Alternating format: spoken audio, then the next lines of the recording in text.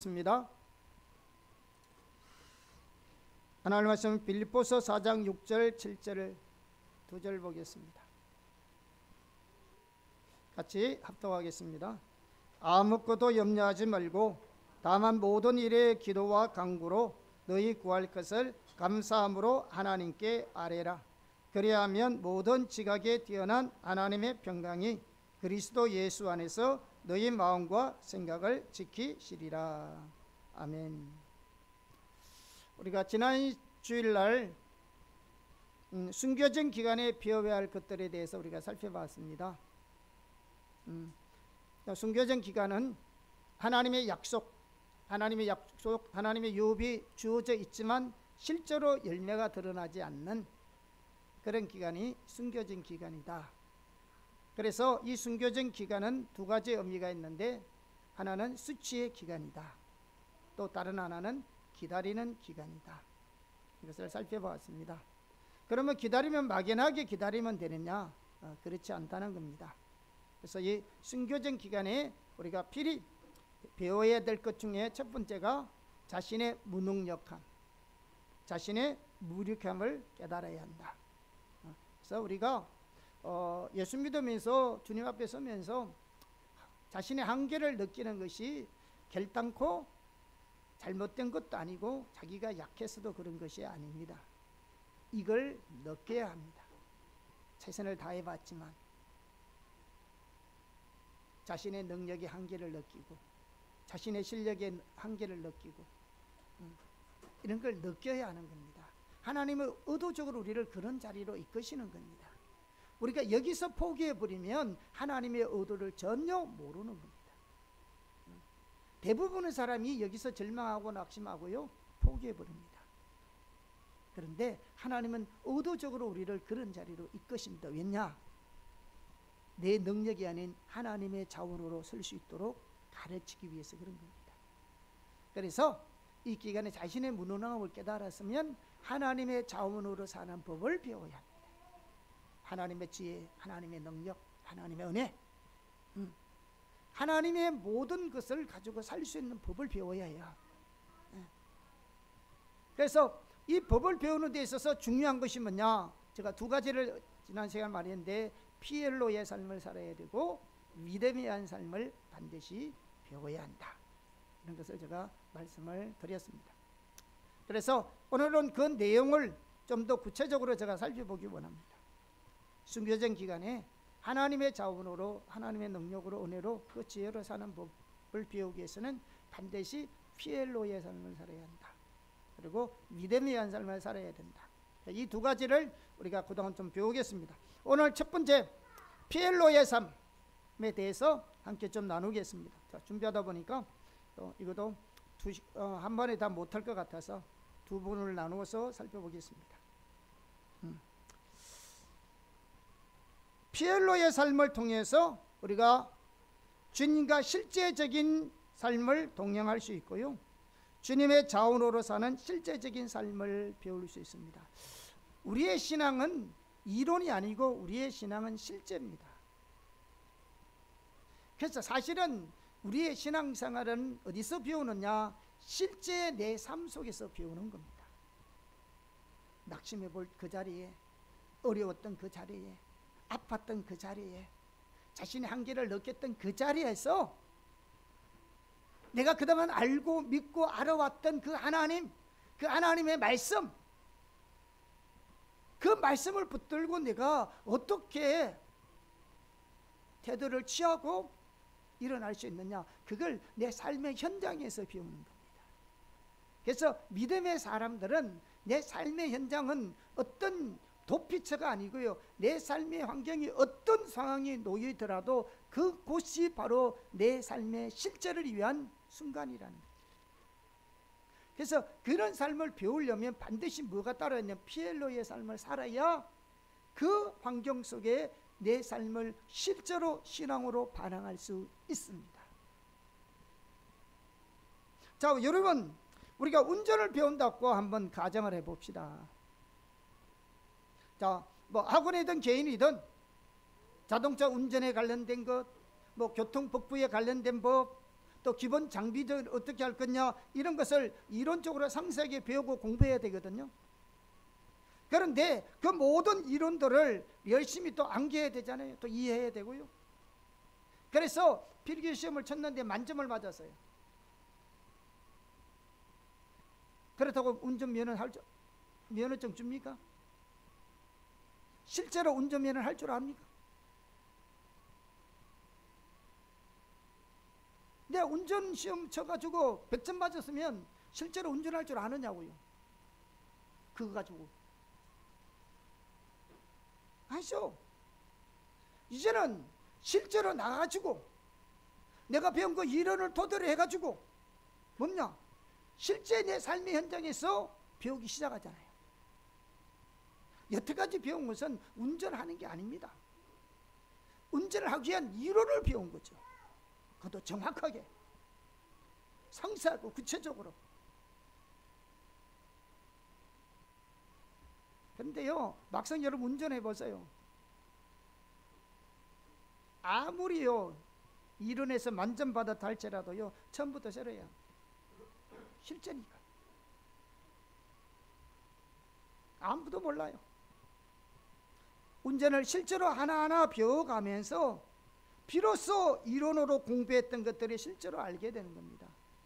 저는 운전을 배울 때 80년대에 운전면허를 땄는데요, 제가 전도사니까 이렇게 집사님들이 차량 운행을 하면 옆에 항상 따라다니고 이렇게 섬겼거든요. 그러면 운전 잘하시는 집사님들이 항상 이론적으로 제게 많은 것을 말씀해 주었어요. 이럴 때는 이렇게 해야 된다, 저렇게는 저렇게 해야 된다. 그 베테랑 운전수가 2분 계셨거든요. 그래, 그분 할 때마다 노하우가 달라. 그럼 이분은 또 이렇게 많은 것을 얘기해 줘요. 그리고 저분은 이렇게 많이 얘기해 줘요. 그런데 제가 실제로 운전하는데 얼마나 많이 도움되는지 모르겠어요. 그 당시에는 무슨 말인지 모르겠더라고요. 근데 실제로 운전해 보니까 그때 그 말이 도움이 되는 겁니다. 이론은 실제로 살아봐야 아는 겁니다. 우리의 신앙도 정확하게 똑같습니다. 우리가 열심히 설교도 성경 공부 열심히 통해서 배운 것은 자동차 운전면허에 필요하면 필기시험과 같은 겁니다. 이론을 잘 배운 거죠. 그런데 삶의 실제는 뭐냐? 우리가 듣고 배운 것을 우리 삶에서 실천함으로 배워가는 겁니다. 그런데 오늘 많은 성도들은 신앙생활을 마치 필기시험 만점 맞으면 운전 잘하는 것으로 여기는 것처럼 신앙생활합니다. 그래서 좋은 설교 많이 듣고 또 감동받고 많은 성경 공부를 통해서 이론적인 지식을 잘 배우면 신앙이 좋은 사람으로 여깁니다. 그러나 그것은 신앙생활은 시작조차도 하지 않은 것입니다. 왜? 우리의 신앙은 실제고 우리의 신앙은 삶이에요. 우리의 신앙은 실제고 우리의 신앙은 삶이라고요. 삶 속에서 믿음의 한 삶을 살아야 되고 실제 삶 속에서 하나님과 동행하는 삶을 살아야 되고 실제 내 삶 속에서 하나님의 인도를 따라 내가 순종하는 삶을 살아야 해요.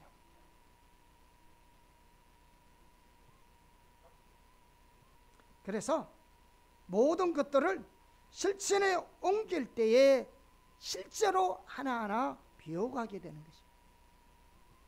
그리고 실제를 배우려고 노력하면 알겠지만 마치 필기시험에서 만점 받고 운전을 처음 배우는 것처럼 자신이 완전하게 초보인 것을 발견합니다. 아무것도 실제로 어떻게 해야 될지 모릅니다. 평소에는 모르는데 내 삶에 어떤 일을 당했을 때 내가 어떻게 처신해야 되고 어떻게 반응해야 되고 여기 어떻게 결정하고 어떻게 해야 될지 실제로 그 삶 속에 하나님과의 관계 속에서 하나님의 말씀을 토대로 해가지고 한 번도 반응하여 보인 적이 없기 때문에 어떻게 살아야 될지 모릅니다. 이론을 몰라서 그런 게 아니에요. 여러분이 지금 처한 환경 속에서 진작에 하나님의 뜻이 무엇인지 내 생각 말고, 내가 정해진 것 말고, 이때 하나님께서 어떤 말씀에 근거로 해서 내가 순종하고 따라야 될 것인지 진지하게 여러분이 고민해보고 정말 하나님을 찾고 하나님을 구하고 몸부림쳐 본 적이 있습니까? 그렇게 해서 그곳에서 하나님 응답을 받고 믿음으로 순종하여 하나님 내 삶 속에서 하나님의 뜻을 이루는 것을 한 번이라도 경험해 본 적이 있어요? 있냐고요? 이게 없으면 여러분은 아직까지 실제 여러분의 신앙은 신앙생활 한 번도 해본 적이 없는 거예요. 신앙생활이라는 것은 삶 속에서 믿음으로 살아내는 것이 신앙생활이잖아요. 교회 와서 설교 듣고 감동받고 성경 공부하는 것이 신앙생활이 아니고, 내가 배우고 듣고 감동받은 하나님의 말씀이 실제 내 삶 속에 적용이 되어져야 한다고요. 근데 막상 일이 터지는데 어떻게 해야 될지 모르는 거예요. 대부분 그래요. 그래서 목사님 찾아도 별 뾰족한 수가 없어. 왜냐? 내 삶이 한 번도 실제가 되어 본 적이 없기 때문에. 실제가 되면, 여러분 이게 안 되면 여러분 우리 신앙생활은 평생 방황합니다. 그래서 우리 신앙의 실제를 배워가는 데 있어서 필수적인 것이 뭐냐면 피엘로의 삶입니다. 피엘로의 법칙은 우리의 신앙의 실제를 배워가는 방법이에요. 그럼 피엘로의 삶이 뭐냐? 지난 시간에 피엘로의 삶이 뭡니까? P가 뭐랬어요? 플레이, 기도. L은 뭐예요? 리슨, 하나님의 음성 듣는 것. O는 뭐예요? 오베이, 순종을 의미합니다. 그래서 우리는 피엘로의 삶을 반드시 습득해야 합니다. 우리의 신앙이 체질이 되도록, 이 피엘로의 삶이 우리 신앙의 체질이 되도록 해야 합니다. 여러분 몸에 배어 있어야 한다고. 이게 없으면 내가 받은 하나님의 신앙의 이론이 이론뿐이지 실제로 내 삶 속에서는 아무런 의미가 없다고요. 여러분 10년 100년 성경 공부하고 열심히 신앙생활하고 배웠다 할지라도 이 피엘로의 삶이 내 몸에 안 배어 있으면 실제로 하나님과 동행하는 삶, 내 삶 속에 처해 있는 그 환경 속에서 주님의 인도를 받고 주님의 응답을 받고 주님의 인도를 따라 사는 건 불가능하다. 이게 되어야 돼요. 이게 되어야 실제로 하나님과 동행하는 삶을 살 수 있고요, 실제로 주님을 더 깊이 알고 열매 맺는 삶을 살 수 있고요, 영적 전쟁에 승리할 수 있습니다. 자, 그래서 반드시 여러분이 피엘로의 삶이 체질이 되기를 축복합니다. 습관이 돼야 돼요. 이게 있어야 돼요. 신앙생활 하려면 이거는 그냥 이게 몸에 습관이 되어 있어야 한다. 자, 첫째, 그래서 오늘은 기도, 프레이, 기도에 대해서 우리가 살펴보겠습니다. 요약 정리 잘 해놨네요. 자, 이에 대한 가장 좋은 본보기가 뭐냐면 우리의 신앙의 모델이고 목표인 예수님입니다. 예수님은 무엇보다도 하나님과의 친밀한 교제를 구하셨습니다. 그리고 그것을 위해서 하나님과 엄밀하게 기도하는 것을 가장 우선주의로 여겼었습니다. 특별히 마태, 마가, 누가복음, 요한복음은 예수님의 공생애 기간을 다루고 있는데요, 그 중에서 누가복음에는 예수님의 기도 생활에 대해서 굉장히 많이 강조하고 있습니다. 예수님의 기도 생활에 대해서. 그래서 다른 어떤 복음서보다도 예수님의 기도에 대해서 많이 기록되어 있는데요, 거기 보면 예수님은 먼저 새벽 기도하셨습니다. 특히 전날에 예수님은 아침부터 저녁까지 하나님의 일을 하고도 매우 피곤했을 텐데도 불구하고 이른 아침 새벽 미민에 하나님 앞에 가서 기도했습니다. 그리고요, 예수님도 금식 기도하셨습니다. 또 예수님은 오늘 아침면 기도원에 가셔서 기도하셨습니다. 산기도하셨어요. 산에 가서. 또한 예수님은 기회 있는 대로 기도하셨습니다. 예수님의 주 사역 기간은 갈릴리 지역, 북쪽에 있는 갈릴리 지역에서 주로 사역하셨고, 남쪽에 있는 유다 지역에서는 간혹 내려오셔서 사역을 하셨어요. 그래서 유다 지역 사역은 예수님의 공생의 마지막 때에 가장 많이 머물렀던 곳이 유대 지역인데요. 이래 가끔 오시는 이 유대 지역에도 예수님이 늘 시간이 되면 겟세마네 동산에 가셔서 기도하셨습니다. 얼마나 예수님이 그렇게 열심히 겟세마네 동산에서 기도하셨는가 하면, 나중에 가룟 유다가 예수님의 뭘 팔기 위해서 제사장의 무리들과 같이 갔을 때에 예수님이 어디 계시냐 했을 때, 가룟 유다가 예수님이 겟세마네 동산에 있을 것을 알 정도로 예수님은 겟세마네 동산에서 기도하셨습니다. 왜? 예수님이 습관적으로 가서 기도하시는 걸 아니죠. 자, 이런 것을 보도요, 예수님께서는 얼마나 기도에 힘쓴 것을 볼 수 있습니다. 예수님이 이렇게 기도 생활 열심히 하셨다면 우리도 기본적으로 기도 생활은 우리가 몸에 배어 있어야 합니다. 그래서 하나님과 실제적으로 동행하는 삶을 살기 위해서, 우리 신앙이 진짜로 실제가 되기 위해서 기도 생활은 매우 중요합니다. 그런데 우리는 기도에 있어서도 올바른 관점이 중요합니다. 자, 첫 번째, 저기 보면 잘못된 기도의 이해가 나옵니다. 우선 많은 성도들에게 기도에 대한 율법주의적인 이해가 팽배합니다. 무슨 말이냐 하면, 우리가 기도하면 많은 양의 기도를 통해서 우리가 원하는 것을 얻을 수 있다고 생각합니다. 그래서 기도는 많이 해야 된다. 여러분, 기도 많이 하는 것이 나쁜 것이 아닙니다. 기도 많이 하는 것, 하루에 3시간을 하든 10시간을 하든 기도 많이 하는 그 자체가 나쁜 것은 아닙니다. 그런데 우리는 어떻게 생각하느냐? 기도를 많이 해야 할수록 우리가 하나님께 더 많은 것을 얻는다고 생각하는 것이 율법주의입니다. 그래서 많은 사람들이 하루에 몇 시간 이상 기도해야 한다고 말해요. 기도 많이 하면 능력받아요. 그냥 반드시 능력받는 것도 아닙니다. 왜? 기도의 분량이 중요한 것이 아니거든요. 하나님이 오래 기도하라면 오래 기도하셔야 됩니다. 절하라면 절해야 되고요, 금식하라면 금식해야 되고요, 하루 종일 기도하라면 하루 종일 기도해야 돼요. 기도하는 자체가 중요한 게 아니라 하는 목적이 중요한 겁니다. 왜 하느냐는 거죠. 무엇 때문에 하느냐는 거죠. 이게 중요한 거죠. 한국의 많은 목사님들이, 미국에 어떤 큰 세미나 있으면은 많이 가거든요. 요즘 가는지 몰라도 예전에 큰 교회 목사님들은 세미나를 많이 다닌다 하더라고요. 그런데 한국의 많은 목사님들이 미국의 한 교회에 열리는 세미나에 참석하셨답니다.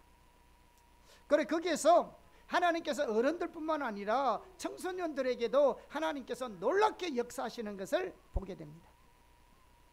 그래서 한국교회, 거기에 방문했던 많은 대다수의 한국교회 목사님들이 정확하게 똑같은 질문을 2가지 하더랍니다. 그 당시에 거기에 참석했던 목사님 얘기입니다. 그 많은 목사님들이 똑같은 질문을 2가지 하더랍니다. 특별히 청소년들에게. 왜? 그들 가운데 하는 놀라운 능력의 역사가 나타나니까. 무슨 질문이냐? 첫째, 너 하루에 기도 몇 시간 하니? 둘째, 너 하루에 성경 몇 장 읽니? 무슨 말이에요? 우리 한국교회 목사의 관점에서는 저들 가운데 하나님의 놀라운 능력의 역사가 나타나는 것은 얘들이 아마 하루에 몇 시간씩 기도하고 성경 열심히 읽어서 하나님께서 그런 능력을 부어줬다고 생각하는 거죠. 이게 철저한 율법주의입니다. 아니, 기도하면 능력 부어줄 수 있고요, 성경 많이 하면 우리 눈이 열릴 수도 있어요. 그러나 그렇게 했기 때문에 주어지는 건 아닙니다. 여러분, 율법주의는 신앙의 모조품입니다. 신앙과 너무나 흡사하기 때문에 이 율법주의는 가치관이에요. 어떤 행동에 있는 것이 아니고요. 그 행동 배후에 있는 가치관이 율법주의입니다. 기도를 많이 하고 성경을 많이 읽고 아니냐, 이게 중요한 게 아니라, 그게 나쁜 것이 아니라, 그 기도 많이 하고 성경 많이 읽는 그 배후의 가치관이 뭐냐는 거죠. 그게 능력받기 위함이냐, 내 문제를 해결받기 위함이냐, 아니면 단순하게 그 하나님을 찾고 더 알기 위함이냐, 여기에 따라서 우리의 신앙이 복음이냐 율법이냐, 그 차이입니다. 그러니까 한국교회 목사들이 그런 하나님의 놀라운 영역의 역사를 보면 뭘 생각을 하냐, 제 틀림없이 기도 많이 했을 거야. 여러분, 은사와 능력은 하나님 은혜로 주어주는 건데,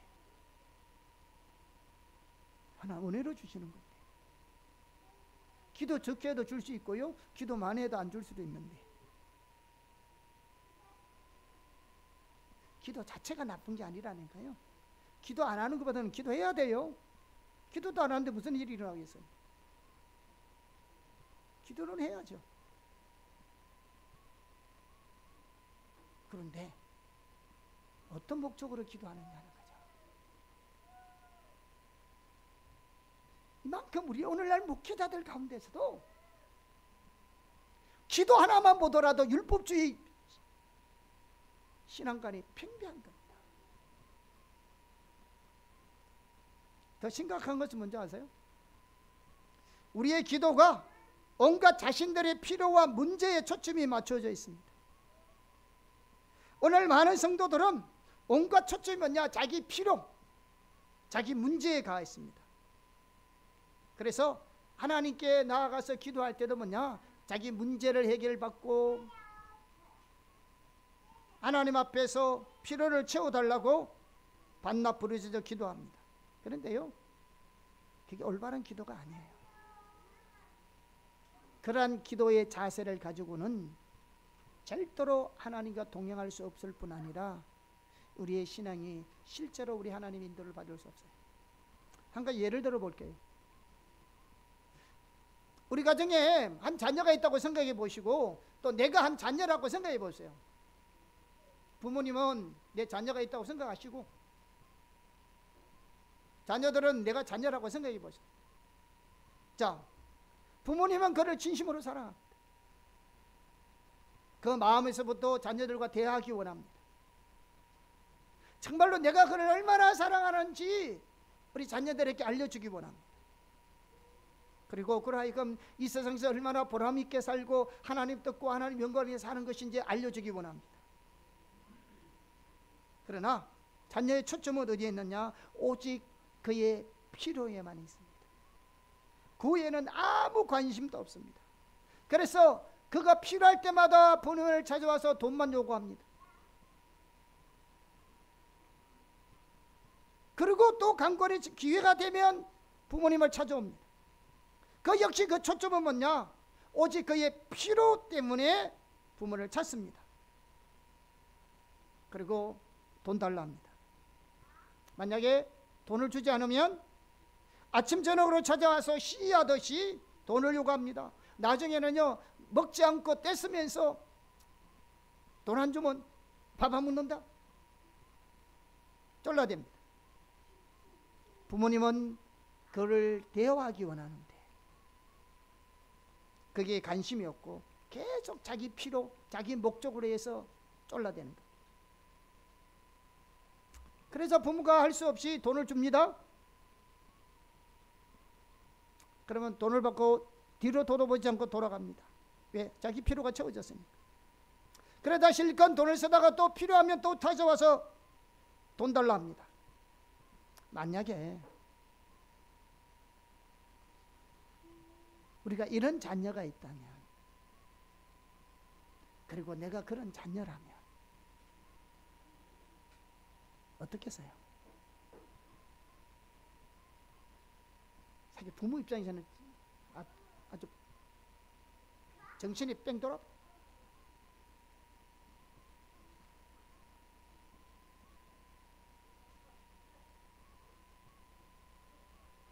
근데요, 제가 극단적인 예를 드렸지만요, 오늘 많은 성도들이 하나님께 정확하게 그렇게 하고 있습니다.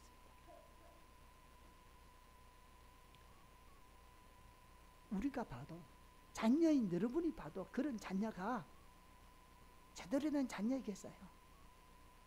아니잖아. 그런데 우리가 오늘날 우리 성도들이, 저와 여러분이 하나님 앞에 정확하게 그렇게 하고 있다고요.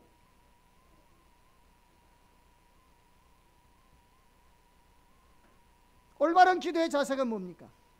올바른 기도는 하나님 얼굴을 구하여 나가야 합니다.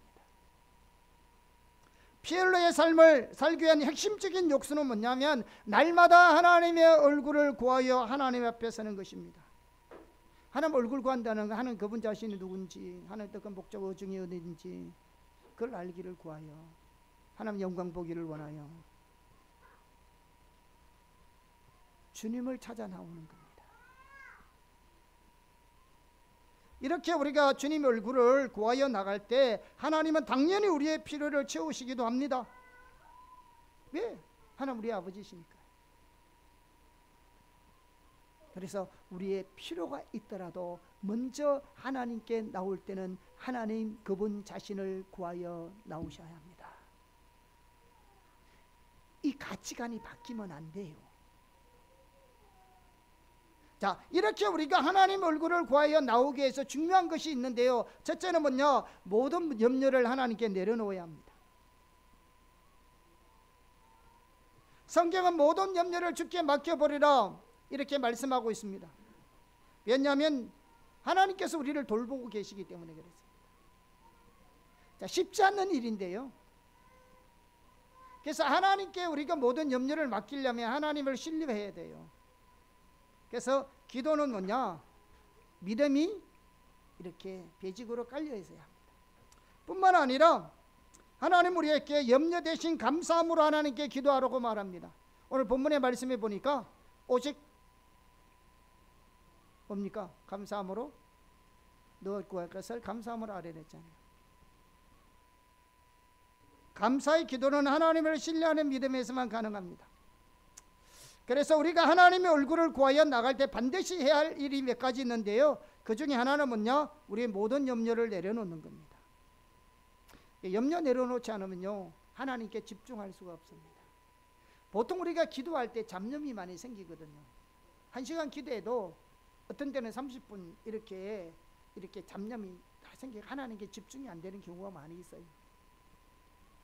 이게 바로 집중이 안 되는 게 염려가 많은 것들이죠. 그러니까 이게 내려져야 돼요. 하나님께 집중하려면. 왜? 우리가 염려도 알지만 염려 때문에 하나님을 찾을지는 몰라도 이것에 우리 마음에 초점이 맞춰 있으면 안 되는 겁니다. 그분에게 있어야 합니다. 그분에게 있어야 내 문제의 해결점도 주님의 관점에서 볼 수 있어요. 우리가 문제에 사로잡혀 있으면, 문제만 보이고 있으면 그 문제에 대한 하나님의 관점, 하나님의 가치, 하나님의 그런 해결책이 전혀 보이지 않습니다. 그래서 이게 내려져야 돼. 그래서 기도하려면 이렇게 염려하고 있는 부분들을 하나님께 맡겨야 돼요. 이렇게 맡긴다는 말은, 너희 염려를 주께 맡기라 했을 때 이 맡긴다는 말은 굴러낸다는 말입니다. 내게 있는 것을 하나님께 이렇게 던진다, 이렇게 굴러내버리는 거예요. 자꾸 하나님께, 하나님 이것도 있어, 이거 저것도 있어, 자 하나님 맡겨버려요. 이런 염려가 있는 것들은 하나님께 맡겨버려요. 자꾸 실제로 맡기라니까요.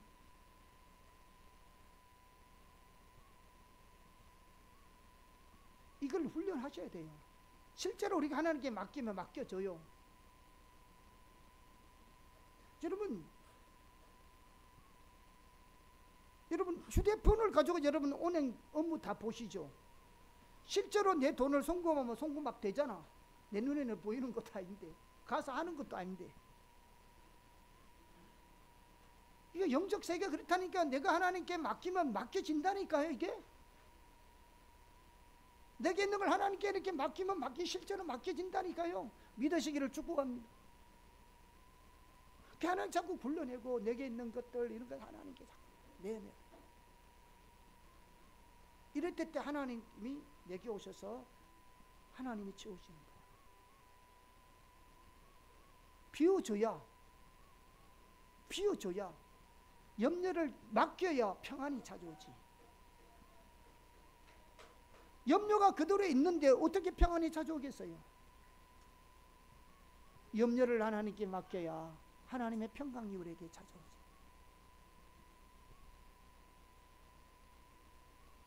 그래서 염려를 내려놓아야 돼. 둘째는 뭐냐? 우리의 모든 의제도 내려놓아야 돼요. 쉽게 말하면 하나님께 내가 요구하는 모든 사항들, 기도 제목들 이것도 다 내려놓아야 돼요. 하나님 얼굴 구하는 데서 핵심적인 염려도 하나님께 맡겨놓고, 내가 하나님께 알아야 될 그 모든 것도 일단은 다 내려놓아야 돼요. 설령 그 의제, 그 기도 제목들이 단순한 내 필요와 내 요구와 내 문제가 아니라 정말 하나님의 나라와 우리를 위해서 중요한 일이라 할지라도 여러분 그것부터 먼저 하면 안 됩니다. 지금 목사님이 말씀하시는 이 순서를 잘 이해하고 계셔야 합니다. 순서가 중요해요. 하나님 명령하시고 하나님 앞에 중요한 것이라 할지라도 하나님 얼굴을 구하여 나올 때에 하나님 그분 자신을 구하여 나와야 합니다. 하나님 더 알기 위해서, 하나님 더 그 목적 의중이 어딘지를 알기 위해서, 하나님 길이 무엇인지, 하나님 그분의 영광을 보여달라고 먼저 하나님을 찾으셔야 합니다. 여러분 생각해 보세요. 자, 내 문제가 있어요. 그래서 이 문제에 대해서 하나님 어떤 응답이 필요해요. 그러면 하나님께서 이 문제를 어떻게 우리에게 그 문제에 대해서 해답을 말씀해 주실까요? 내가 그 문제를 가지고 하나님께 막 기도하면 하나님 그 문제에 대한 해답을 주실까요? 아니면 내가 하나님의 뜻과 목적과 의중이 무엇인지를 찾고 구할 때에 그 하나님의 의중이, 만약에 그 문제에 대한 하나님의 의중이 있다면 그걸 통해서 이 문제가 해결될까요? 제가 지금 말하는 거 이해하세요? 그 문제를 붙들고 하나님 이 문제 해결해 주세요, 이렇게 기도, 이 문제에 집착해서 하나님께 문제 해결달라고 기도했을 때 그 문제를 하나님께서 그래 이렇게 해라 이렇게 하실 것 같아요? 아니면은 내가 하나님을 집중적으로 찾고 구하고 하나님을 더 알기를 원하고 하나님 뜻과 목적 의중이 어딘지를 더 알기를 원하고 하나님 영광 보기를 원한다고 주님 찾고 있으면 주님의 그 의중이 그 문제에 대해서도 해결책이 있을까요, 없을까요? 당연하게 있겠죠. 하나님을 찾아야, 하나님의 의중이 무엇인지를 구해야 여기에 대한 문제에 하나님의 관점, 하나님의 마음, 하나님의 뜻도 알 수 있다고요. 여기에 우리가 붙들려 있으니까 안 보이는 거잖아요. 하나님의 의중이. 왜? 하나님 그분을 찾아야 보이는데 문제에만 붙들려 있으니까 전부 다 어떻게 내 식으로 응답받는 거죠. 내게 정해놓은 그 범주 안에서 하나님을 이해하는 거죠. 자기가 다 정해놓고 이렇게 하나님에 대해서 자기가 다 정해놔서 그게 하나님 뜻이래. 하나님의 뜻은 하나님을 구하고 하나님을 찾을 때, 그분의 의중을 구할 때 그분이 그분의 뜻과 의중을 보여주셔야 그게 하나님의 뜻이에요. 내가 내 나름대로 몇 가지 규칙을 정해서 내가 그걸 해놓고 그 범위 안에 하나님을 정해놓은 건 내 뜻이지 하나님 뜻 전혀 아니거든. 우리가 그렇게 할 가능성이 많이 있습니다. 예, 문제에 초점이 있게 돼요. 내가 처한 지금 내 환경에 문제를 두고 있으니까 그렇게 생각하는 겁니다. 그러니까 그 문제에 대한 하나님의 의중은 전혀 모르고, 그래서 의제도 내려놓아야 돼요. 다 내려놓아.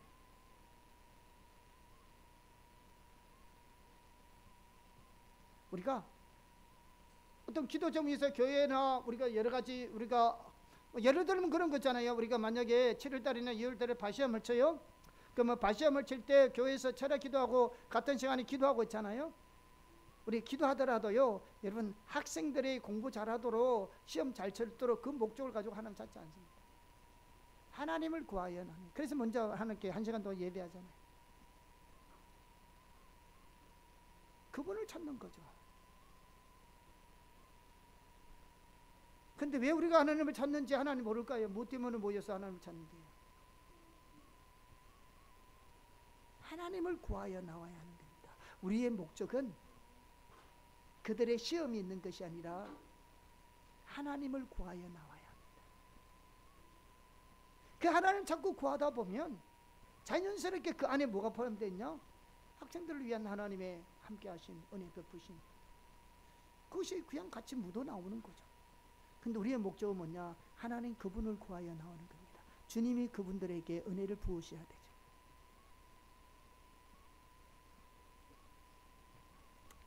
여러분, 사랑하는 여인과 데이트를 생각해 보십시오. 여인끼리 데이트하는데 여러분 무슨 세상 일 이야기하고 그런 거 합니까?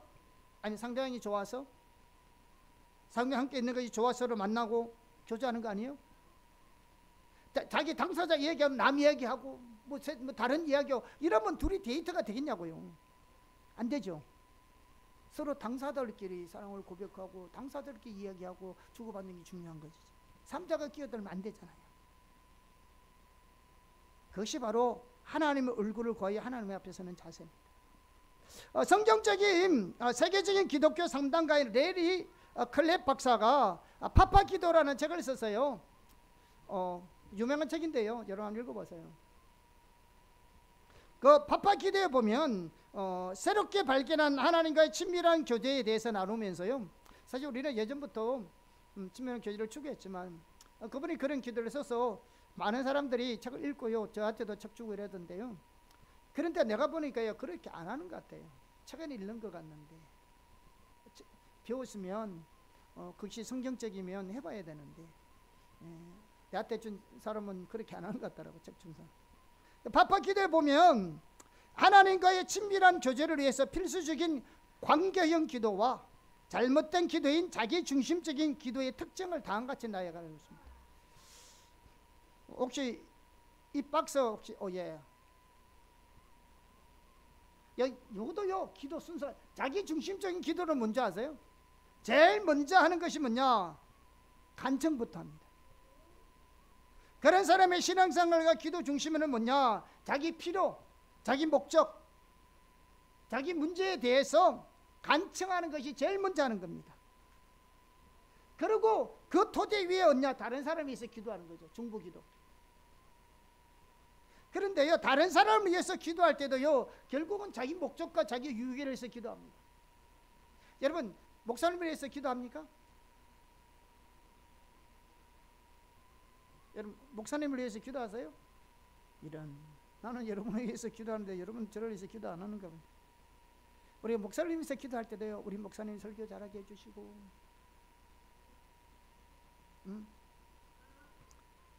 또 우리 목사님 더 영적으로 성숙해 주셔서 우리를 잘 섬기게 해주세요. 누구를 위해서 기도하는 거예요? 목사님을 위해서 기도하는 거예요? 자기를 위해서 기도하는 거예요? 우리가 남을 위해서 중보 기도하더라도요, 철저하게 자기 중심적인 겁니다. 우리를 위해서 목사님이 잘 돼야 된다는 거죠. 아니 맞아요. 목사님이 바르게 서가 있어야 되고 영적으로 충만해야 우리가 올바른 꼴을 먹고 하나님 은혜 누리는 건 맞아요. 그런데 기도하지는 목적 자체도 자기를 위해서 하는 거죠. 여러분, 이 가치관이 중요한 겁니다. 우리는 당연한 것 같고 별거 아닌 것 같고 말장난 같지만요, 이게 하나님 관점에서는 중요한 겁니다.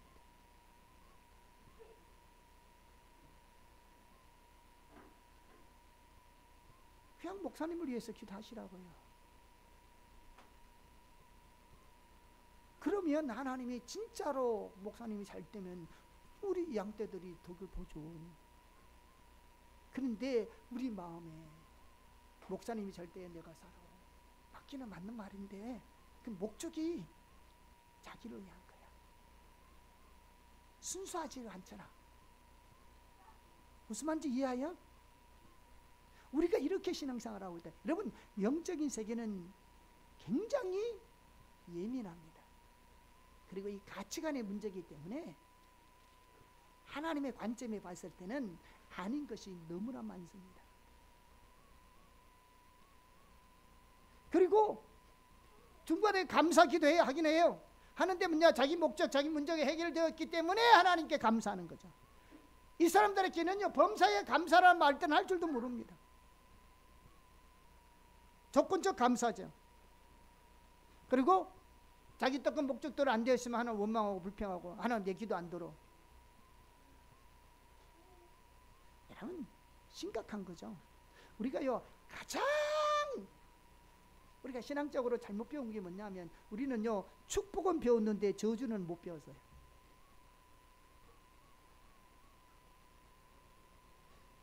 축복에 대한 건 배웠는데요, 저주에 대해서는 못 배웠다고요, 우리가.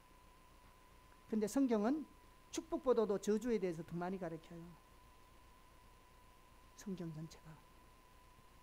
신명기 28장 축복장만 보더라도 60몇 구절 되는데요, 그 중에 축복절은 몇 구절 안 돼요.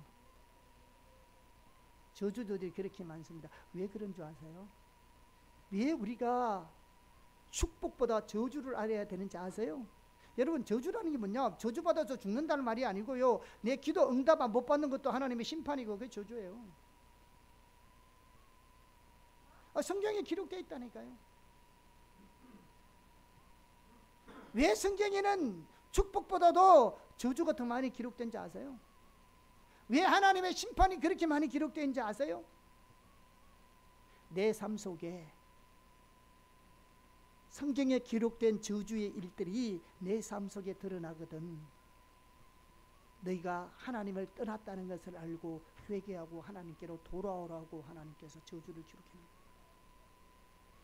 심판은 우리를 망하게 하려고 하는 것이 아니라 하나님을 떠나서 생긴 일이기 때문에 그런 일이 일어나거든. 네가 어디서부터 떨어진가를 자신을 살펴보고 회개하고 돌이켜 하나님께로 오면 다시 회복된다는 말이야. 그래서 우리는 저주를 알아야 돼요. 이걸 알아야 된다니까요. 이걸 모르니까 저주가 마치 하나님의 우리를 망하게 한다고, 축복 설교 들으면 축복 받는 것 같고, 저주 설교 들으면 완화농을 왜 우리를 치느냐고.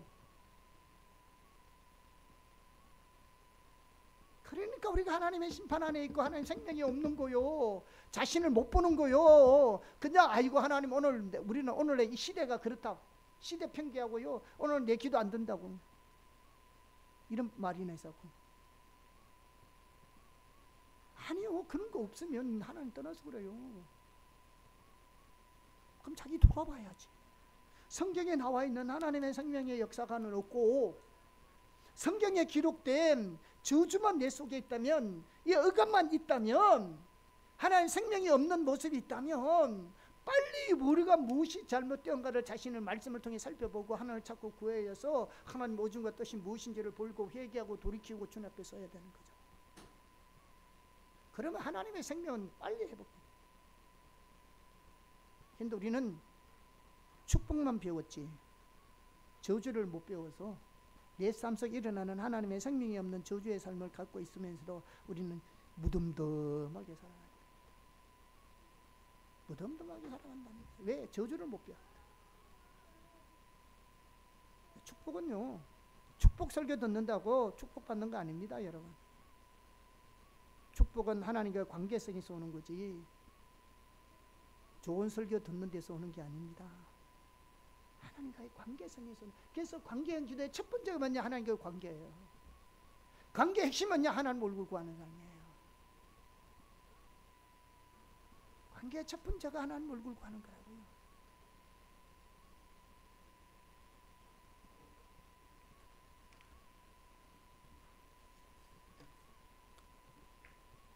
이렇게 자기 중심적인 이런 기도 순서로 기도하면 여러분 절대로 올바른 하나님과의 관계를 가질 수가 없습니다. 그래서 관계형 기도는요, 하나님 얼굴을 구하여 나가는 가장 좋은 방법 중에 하나가 뭐냐면 예배로 나가는 거예요. 예배가 뭐예요? 찬양과 경배를 하나님께 나가는 거예요. 찬양과 경배는 우리가 하나님을 예배하는 좋은 수단입니다. 하늘나라에서는 찬양과 경배를 통해 하나님께 지속적으로 예배가 드려지고 있었습니다. 찬양과 경배는 그 자체가 예배일 뿐만 아니라 최상의 예배 형태입니다. 이 부분에 대해서는 제가 수없이 우리가 찬양팀들에게는 설교하고요. 여러분 우리 교회에서도 설교했습니다. 하나님 우리의 모든 찬양과 예배를 받으시기에 홀로 합당하신 분입니다. 찬양과 경배는 하나님께서 행하신 그 모든 아름다운 일들을 인하여 하나님께 찬사를 드리고 하나님 그분 자신을 인하여 기뻐하고 하나님께 우리의 마음으로부터 사랑을 고백하는 겁니다. 여러분 찬양 경배 여러분 내고 가는데 우리 전사님 내고 가는 건데요. 내고 가는데 그냥 하는 것 같죠. 여기도 이 신앙의 본질이 딱 담겨 있어요. 곡을 선정하는데도 우리 교회에서 드리는 찬양곡 자체가 하나님 중심적인 곡이고요. 경배와 찬양곡이고요. 복음서가 없어요. 그리고 그 부르는 순서도요. 다 정해져 있어요. 절대로 그 찬양과 경배 중에서도 우리가 하나님께 요구하는 간구와 그런 기도부터 찬양부터 하지 않습니다. 하나님께 영광을 돌리는 찬양부터 먼저 한다고요. 여러분 찬양은 그냥 무심코 따라 해서지는 몰라도요. 그 하나하나가 그냥 하는 게 아니고요. 그게 다 하나님 중심적인 찬양으로 진행되는 겁니다. 그래서 찬양팀들 훈련하는 겁니다. 같이 가라. 그래서 예배 드릴 때는 하나님 찾아 기도할 때도요. 먼저 찬양하십시오. 찬양이 예배입니다. 찬양과 경배가 예배라고요. 그래서 여러분이 찬양과 경배 끝나고 교회 오면 일단은 예배 마치고 온 겁니다. 그러니까 설교 듣는 거죠. 예배 끝나고 여러분 예배는 묵도 시작해서 축도로 끝나는 게 예배가 아닙니다. 그 하나하나가 하나님 앞에 드리는 예배죠. 아무튼 하나님 얼굴을 갈 때 가장 좋은 방법 전에는 제일 먼저 찬양하기 때문에 그래서 성경 공부할 때도 우리가 두 곡 찬양하잖아요. 그냥 찬양하는 거 아니에요. 하나님께 먼저 예배하는 거. 우리가 매일 저녁마다 2시간 찬양하잖아요. 기도하잖아요. 1시간 찬양하고 경배합니다. 하나님께 먼저 예배하는 겁니다. 제가 지난번에 그랬잖아요. 여기 와가지고 그동안 쭉 찬양과 경배를 한 2시간 했는데 다른 형태의 기도를 바꾸려고 했을 때 하나님 제게 마음에 감동 주시기를 그렇게 하지 말라고 나는 찬양 받기를 원하신다고. 그래서 지금까지 1시간 동안 찬양하는 겁니다. 그런데요 저는 찬양 끝나고 난 뒤에 첫 번째 기도하라고 딱 섰을 때 대부분 하나님 마음에 감동을 주셔요. 찬양할 때 우리는 그 가사 하나에 온 마음을 실어서 진심으로 하나님께 예배하고 찬양하잖아요.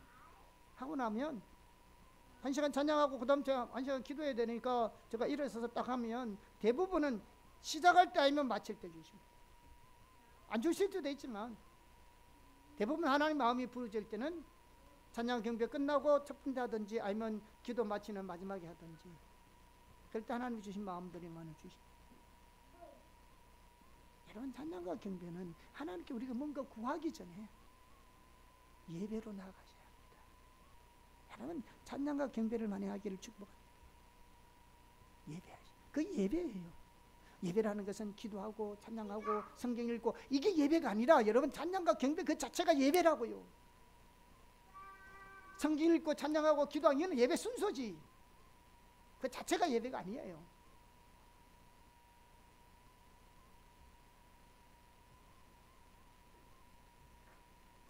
자, 세 번째, 그래서 우리의 모든 염려를 내려놓고 오제를 내려놓고 그 다음 주에 어떻게 하느냐? 하나님께 예배하면서 나아가는 거예요.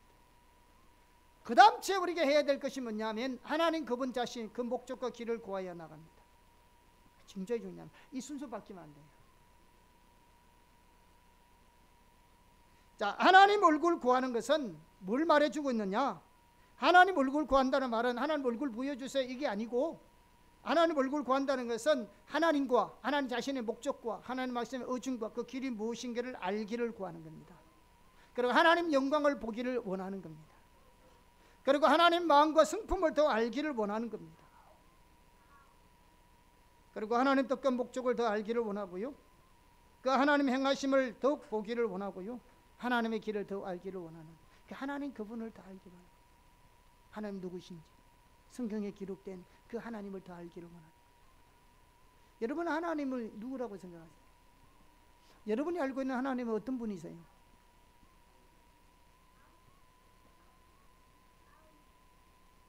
아니, 여러분이 성경에서 표현 하나님은 어떤 분이세요? 여러분, 그 성경에서 표현 그 하나님을 실제로 알고 계세요? 이론 말고 삶 속에서 그 하나님이 실제로 그런 하나님이세요? 지금 여러분이 알고 있고 성경에서 배우고 있는 그 하나님이 실제 내 삶에서도 그대로의 하나님이세요? 그러면 여러분 하나님 모르는 거예요. 저나 여러분이나 똑같은 겁니다. 성경에서 말씀하고 있는 그 하나님을 실제 삶에서 알지 못하면 나는 하나님을 모르고 있는 겁니다. 그래서 우리가 하나님을 알기를 구하여 나오는 겁니다.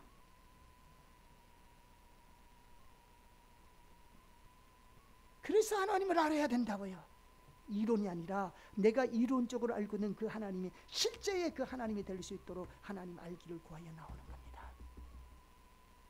이게 그 어떤 내 문제 해결보다도, 그 어떤 내 피로를 채우는 것보다도 훨씬 중요한 겁니다. 왜? 그 하나님이 실제로 내 하나님이 될 때 그 모든 것은 다 해결되니까. 그냥 해결된다니까. 순서가 거꾸로 돼서 그래요. 우리가 하나님을 구하지 않아서 안 되는 거죠. 그래서 우리가 하나님을 구하여 나와야 합니다. 아멘. 바울은 주님을 아는 것이 그의 유일한 목표였고요, 모세는 하나님의 길을 알기를 간절히 구했습니다.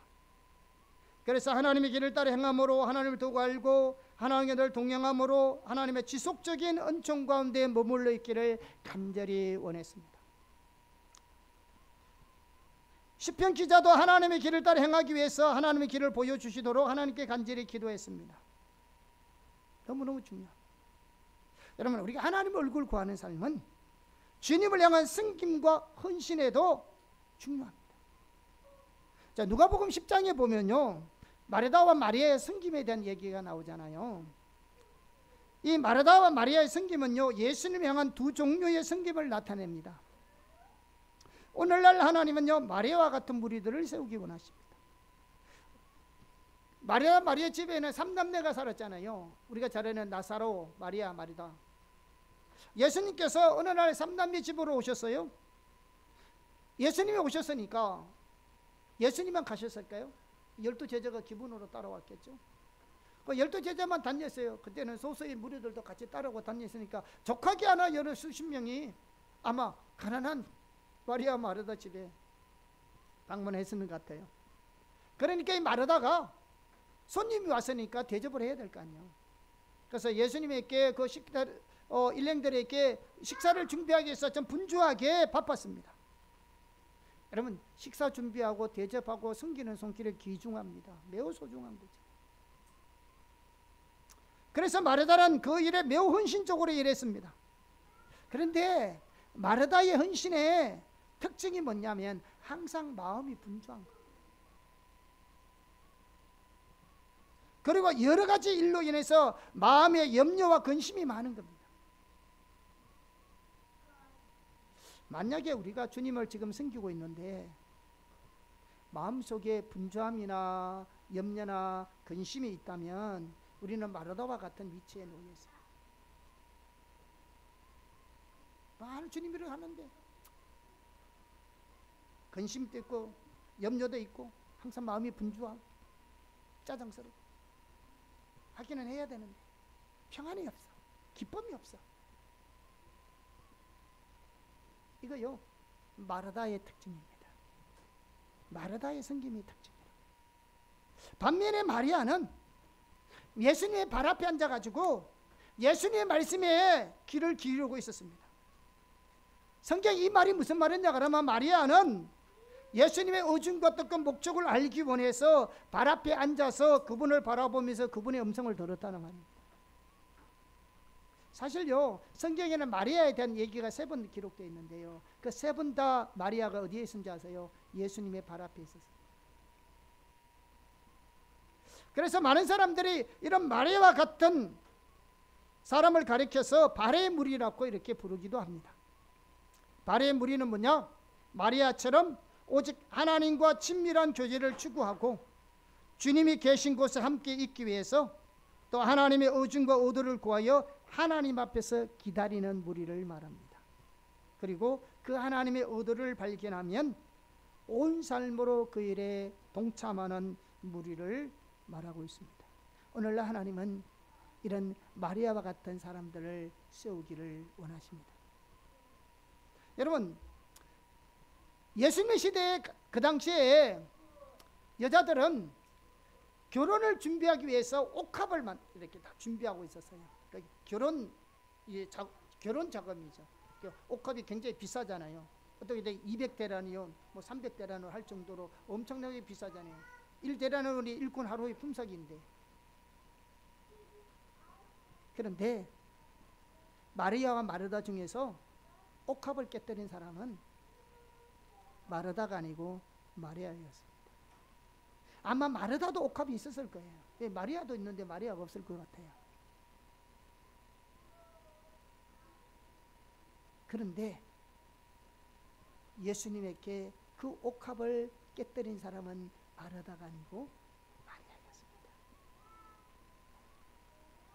누가 옥합을 깨뜨릴 수 있는 기쁨과 감사함으로 할 수 있느냐? 하나님과의 친밀한 교제 가운데 그분의 의중을 알고 그분의 마음을 알아서 그 가운데 있기를 원하는 자들이 그 일을 할 수 있는 겁니다. 여러분 생각해 보세요. 마리아가, 예수님께서 마리아의 행동을 보면 뭐라고 합니까? 이는 나의 장사를 위해서 예비한 것이라 했잖아요. 가룟 유다가 야, 가난한 사람에게 나눠줘야지 뭐하고 흡의하고 있나 했을 때 예수님이 뭐라고 말했습니까? 이는 나의 장사를 위해서 예비한 것이라 했잖아요. 여러분, 마리아가 예수님의 장사를 알고 했을 것 같아요? 그 당시 예수님의 죽음에 대해서 아무도 우리가 받아들이지 않는 상황에서 마리아는 특별하게 했을 게 아니에요. 그러나 그 순간에 그가 깨뜨려야 될 하는 감동이 있었겠죠. 그도 자기의 전 재산을 그 타이밍에, 그 순간에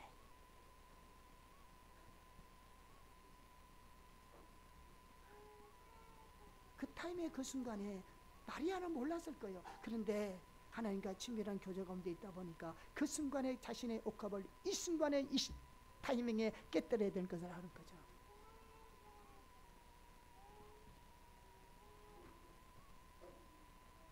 우리가 하나님과 친밀한 교제 가운데 있지 않으면 우리가 어느 순간에 어떻게 하나님께 믿음으로 반응해야 될지 모른다고요. 그저 분주하게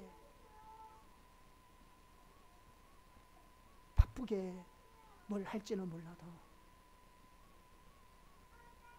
하나님이 원하시는 때에, 하나님이 원하시는 일에 전적인 헌신은 불가능합니다.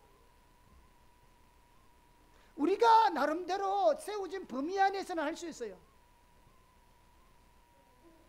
그런데 그 이상은 절대로 못합니다. 하나님과의 친밀한 교제 가운데 있지 않으면, 그리고 그분의 의도와 의중을 모르면 우리가 할 수 있는 그 이상의 일들은 절대로 못합니다.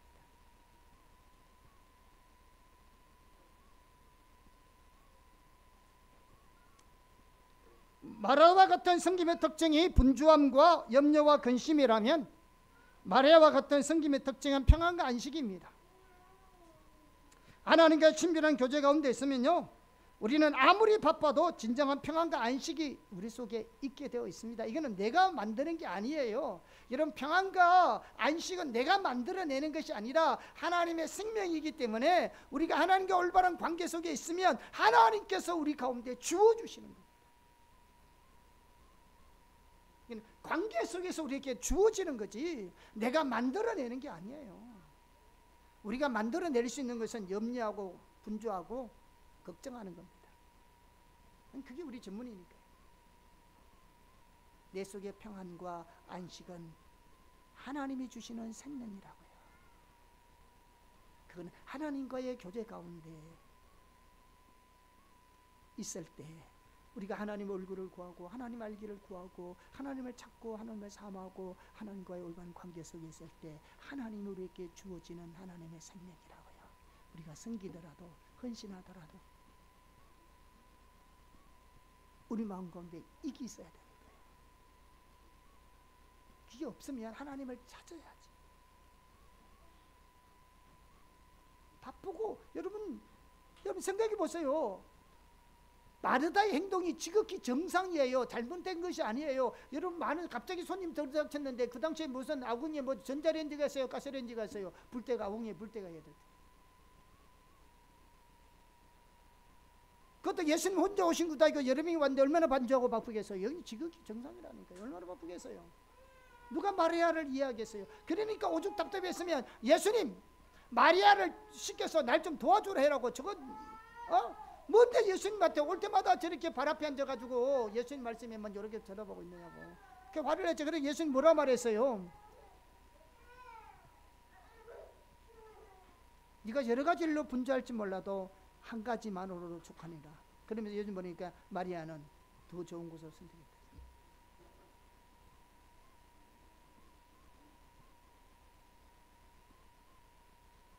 우리 마리아를 충분하게 이해할 수 있고요. 마리아를 우리 소중하게 여겨야 합니다. 우리가 마리아를 정죄할 이유가 하나도 없습니다. 너무너무 소중한 거죠. 그런데 하나님과 친밀한 교제가 없으니까 섬기는 일도 분주한 거죠. 그리고 그 이상의 것을 생각하지 못하는 거죠. 하나님과 친밀한 교제가 없으니까 그 이상의 것은 생각할 수가 없는 거예요. 눈에 보이는 것은 할 수 있는데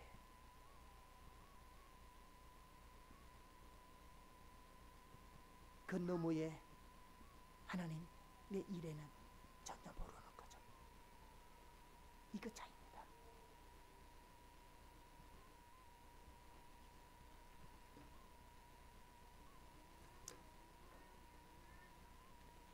우리가요 하나님 일을 할 때요 하나님께서 모든 것을 주관하고 계시기 때문에 우리가 하나님이 우리에게 말씀하신 부분이 있으면요 우리가 할 수 있는 부분만 하면 됩니다. 나머지는 하나님 하실 겁니다. 그러니까 우리가 모든 일을 다 할 수는 없어요. 우리가 할 수 있는 부분에 우리가 하면 됩니다. 우리가 해야 될 일은 그 무슨 일도 아니고요 그 무슨 사역도 아닙니다. 우리가 할 일은 오직 주님 앞에 엎드려서 주님 얼굴 구하고 그분을 사랑하는 것이고요. 그게 우리의 목적이고 목표고요. 우리가 해야 될 한 가지 일입니다. 이렇게 주님을 자꾸 구하면 하나님 우리에게 말씀하시면 그분의 인도를 따라 내가 해야 될 몫을 하면 되는 겁니다. 그러니까 주님 안 찾으니까 안 보이서 그렇죠. 우리 교회에서 일어나는 작은 일이라 할지라도 그래 적은 하나님 행하신 일이라 할지라도 하나님이 그렇게 일하고 계십니다. 우리가 다 할 수는 없어요. 그러나 내가 해야 할 부분은 우리가 해야 합니다. 그래야 그게 하나로 모아져 가지고 전체가 이루어지는 거잖아요. 내가 다 할 수 없다고 나자빠가 있으면은 어떻게 이루어질 수 있겠어요? 그래서 우리가 하나님과 올바른 관계에 있지 않으면요 우리 마음이 분주하고 복잡해집니다.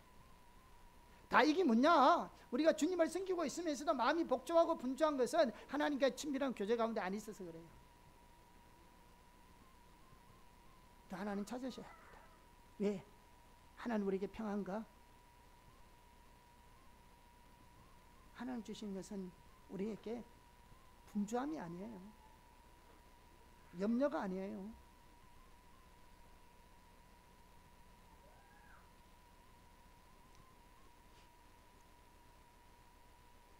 우리가 다 하려니까 안식이 없죠. 우리가 해야 될 부분, 하나님께서 우리에게 주시는 부분을 우리가 순종하기를 원합니다. 또 우리가 또 하나 하나님과 하나님 목적과 길을 알기 위해서 구하는 기도 중에서 하나는 뭐냐면 여기 당연하게 하나님 말씀을 묵상하고요 연구하고 주위에 하나님 행하시는 것을 주시하여 보는 것도 포함되어 있습니다. 아울러서 하나님 목적과 길을 구하는 것에는 우리가 처해 있는 당면한 처지와 상황에 대한 하나님 목적의 길을 구하는 것도 포함되어 있습니다. 그 아까 얘기했잖아요. 하면서 내 문제가 있으면 그 문제에 대한 하나님의 의중을 물어야 돼. 이 문제를 어떻게 해결해 달라고 내가 하나님 앞에 하나님께 내가 해결책을 제시해 가지고 하나님께 도움을 요청하는 것이 아니에요.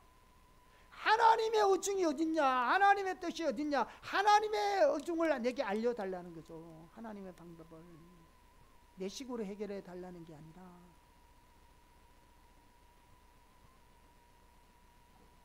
근데 여기서 중요한 것도요, 아무리 하나님 목적과 길을 구하는 것이라 할지라도요, 그것이 절대로 예배보다 앞서서는 안 됩니다. 그래서 하나님께 먼저 예배로 나가셔야 합니다.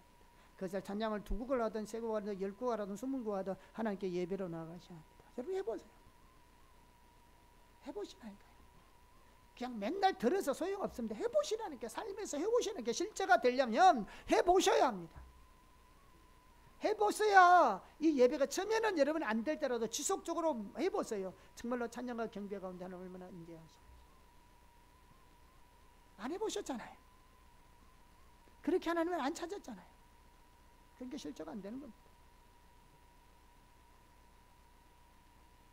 해보시라니까요. 목사님도 처음부터 그렇게 한 사람이 아니에요. 근데 실제로 하니 진짜 어느 날 하나님 앞서 행하시더라고요. 만날 내가 먼저 했는데 어느 날 그걸 내려놓고 의지를 내놓고 노력을 내려놓고 집중적으로 하나님을 찾기 시작하니까 어느 날 갑자기 나도 모르는 사이에 하나님 일하고 계시네, 하나님 앞서 행하시네, 이게 어느 날 보이더라. 배워서 아는 게 아니라 실제로.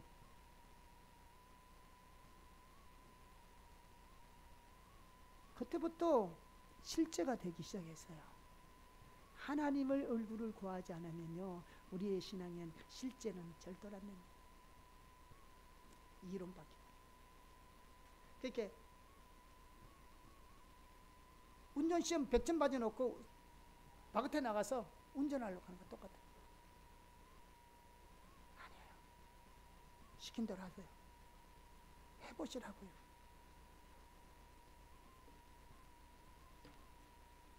하나님 얼굴 구하여 나가더라도 예배부터 문제야. 그리고 마지막으로 추가적으로 기도 부문에서 한 가지 중요한 것이 뭐냐? 중보기도입니다. 여기서 말하는 중보기도는 다른 사람을 위한 기도가 아니고요, 하나님의 의중에 있는 것을 가지고 하나님 앞에 서는 것을 말합니다. 하나님이 이미 우리에게 약속하신 말씀을 붙들고 그 약속이 이 땅에 이루어지도록 하나님 앞에 서는 것을 말합니다. 이렇게요, 우리가 하나님을 찾으면 하나님 인지하십니다. 이 목사님이 경험하거든요. 해보세요. 해보시라. 여러분 바쁘시더라도 시간이 많든 적든 오랜 시간을 하든 안 하든 상관없이 해보시라고요. 그런 식으로 30분이든 1시간이든 10시간이든 이런 식으로 여러분이 하나님을 찾아보시라. 하나님께 예배로 나가고 성경을 읽고 하더라도 먼저 큐티를 하더라도 하나님께 먼저 예배로 나가. 성경을 묵상하더라도 하나님 얼굴을 구하여 묵상하고, 기도를 하더라도 하나님 얼굴을 구하여 기도하고, 내 문제, 내 의제 다 내려놓고 하나님께 집중하여 찾기 시작하면 어느 날 갑자기 모든 것이 풀리기 시작해요. 해보세요. 그래서 오늘 피엘로의 삶에 대해서 살펴봤습니다. 우리 신앙이 이론에서 실제가 되려면 반드시 이 피엘로의 삶을 사셔야 합니다. 이게 몸에 배워야 된다고 우리 크리스찬들은. 왜? 우리 신앙은 실제니까. 이게 그 중에 하나가 기도입니다. 아멘. 기도 대 이 기도는 내 목적과 내 문제를 가지고 가는 게 아니라 하나님 얼굴을 구하여 나가는 겁니다. 이 하나님 얼굴을 구하여 나갈 때도 가장 먼저 뭐 해야 된다? 예배로 나갈 것, 그리고 하나님을 찾아서 나갈 것. 아멘. 그렇게 우리가 지속적으로 주님을 찾아면 반드시 하나님 우리에게 말씀하십니다. 아멘. 그래서 우리 신앙이 실제로 하나님과 동행하고 하나님의 자원으로 실제로 살아가는 저와 여러분이 되기를 예수님으로 축복합니다.